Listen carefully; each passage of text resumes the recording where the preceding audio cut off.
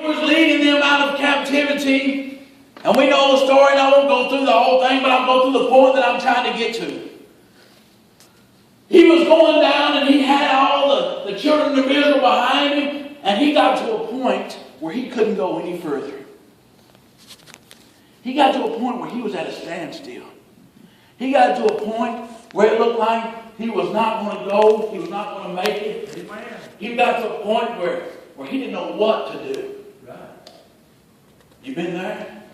Sound familiar? Amen.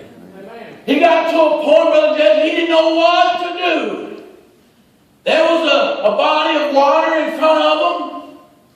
Obstacles on both sides of them. There was an army chasing, wanting to kill them behind them. He didn't know what to do. In the 13th verse, Moses said like this, of the 14th chapter. He said, "And Moses said unto the people, Fear ye not." The first thing that he did was calm everybody. The first thing that he did was say, "Fear ye not." When we get in trouble, when we get something coming up, the first thing we do is get afraid. God does not want a fearful people of this world, does he? It's the only thing he wants us to fear is him. Amen.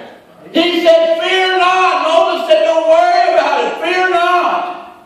Stand still and see the salvation of the Lord. Stand still. Praise his name. Stand still and see the salvation of the Lord." Stand still, church, this morning.